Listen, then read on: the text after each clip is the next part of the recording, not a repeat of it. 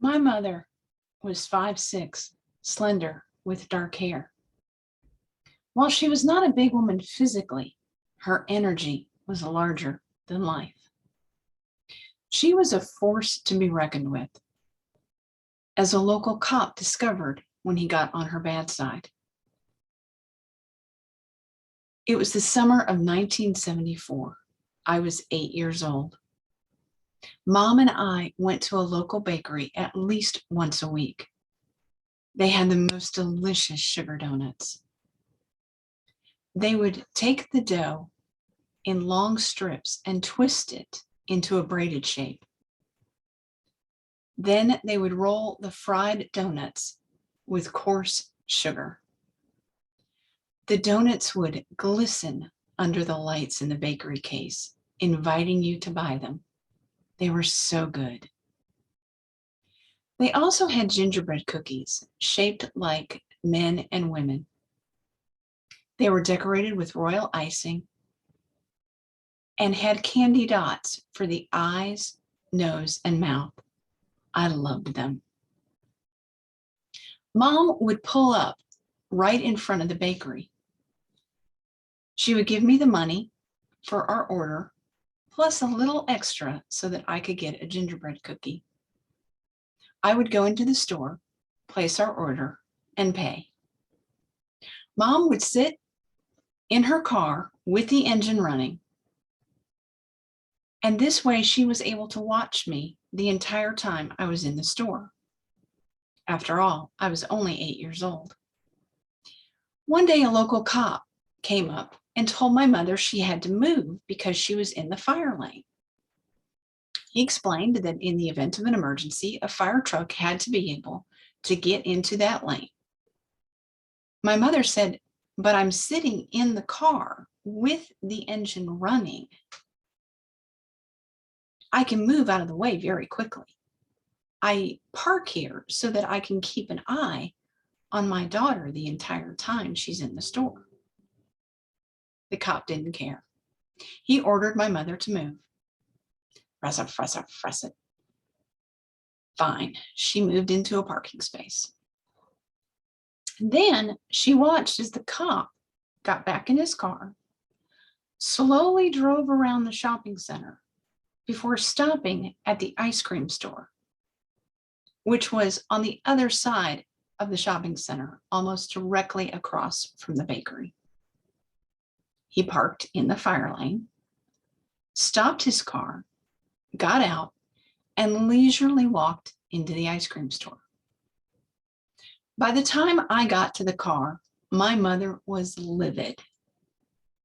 She drove over to the ice cream store, parked in a parking space, and went into the store, where she confronted the cop. She demanded that he move his car out of the fire lane. He explained that police vehicles are allowed to park in the fire lane. "Yes, if it's an emergency," said my mother. "Where's the emergency? I watched as you slowly drove around, parked, and then leisurely got out of your vehicle and came in. I don't see the fire. I don't see where anything's been burglarized. If I had had to get out of the way of a fire truck, I could have done so within seconds. How long would it take you to get out of the way?" And with that, my mother turned around, walked out of the store, got in her car. We went home, where she called the local police station and asked to speak to the cop's supervisor. She explained what happened and demanded an apology. That night, we were sitting at home watching TV. The phone rang. My father answered, then handed the phone to my mother. It was the local chief of police, calling to apologize to my mother for the cop's bad behavior. Several months later, shortly after I turned 9, and just a few weeks before Christmas, my mother became very ill. She was in so much pain she could hardly get out of bed. Alarmed, my dad went across the street to our neighbor Jeannie, who was an RN. She examined Mom and told Dad to call the doctor. When Dad reached the doctor and explained what was happening, he immediately told Dad to take Mom to the ER and he would meet them there.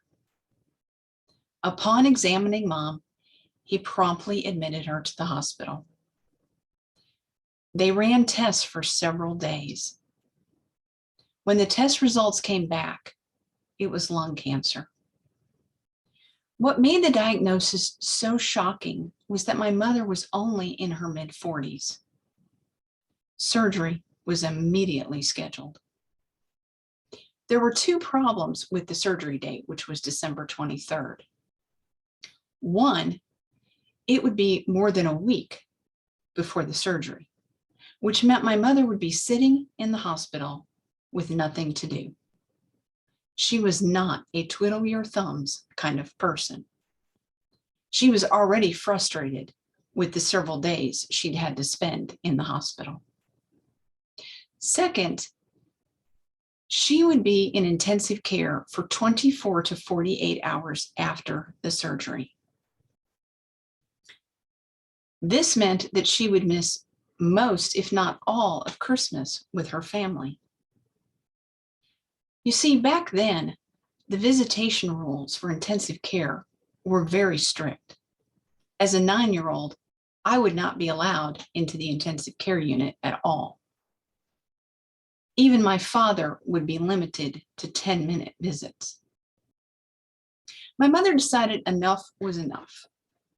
She called my father, told him to come pick her up, then got out of bed and started packing. A nurse came in. "Mrs. Eckelman, what are you doing?"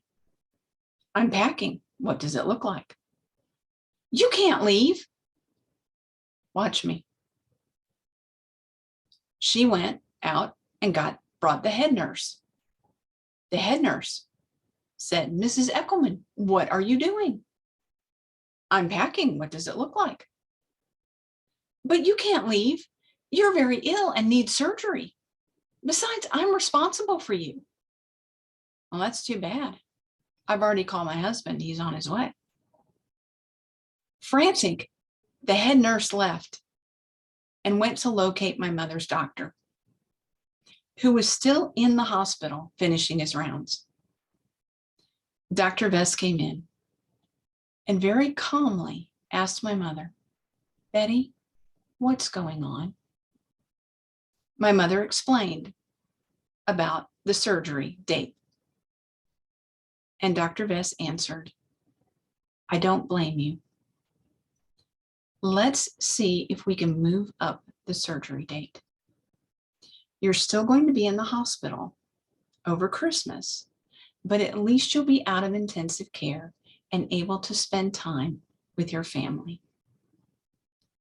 I do not want to wait until after the surgery, the holidays, to do the surgery."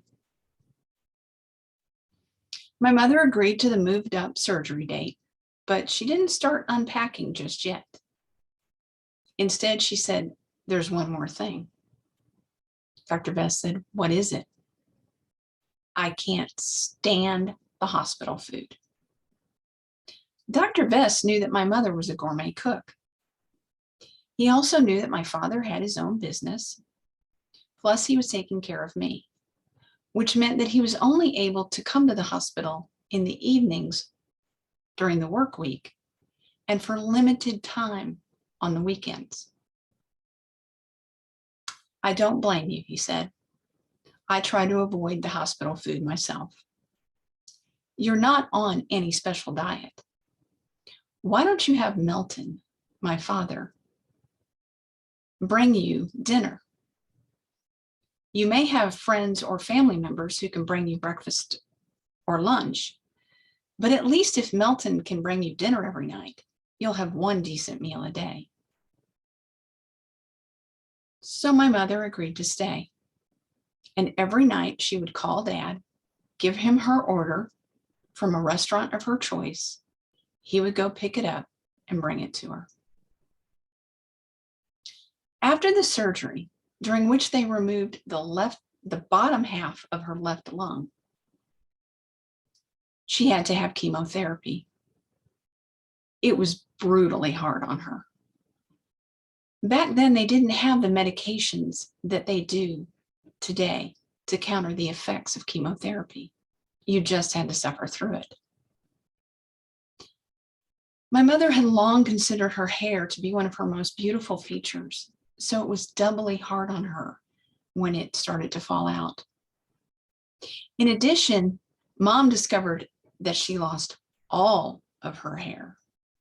For example, her eyebrows fell out, and she had to pencil them in until they grew back. In addition to the physical difficulties, she also had a very hard time emotionally. I don't know that they had support groups for cancer patients back then in the mid-1970s. I think she would have really benefited if they had. She really had no one that she could talk to who could relate to what she was going through.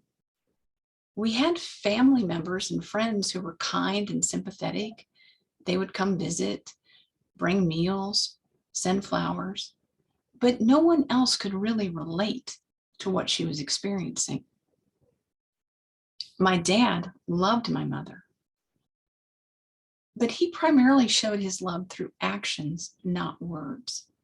He was not one to sit and hold her hand and listen to her talk about how she felt. It just wasn't his way. As for me, I think it bothered my mother that I did not seem to be more concerned. But there was a reason for that. I was in school the day that she went into surgery. I remember, like it was yesterday, looking at the big clock on the wall and thinking, wow, Mom's about to go into surgery. Then a feeling washed over me, and I knew beyond the shadow of a doubt that she was going to be okay. I knew better than to try to explain any of that to her. My mother never understood my hunches, my intuitive abilities. She would have said, Julie, you can't possibly know what's going to happen. I don't know if I'm going to live or die. You have no way of knowing for sure. I look back and I marvel at my mother's determination and courage. She beat the cancer, never to return. I like to think that the cancer didn't know what it had gotten itself into when it invaded her body. After all, she was a force to be reckoned with. Thank you.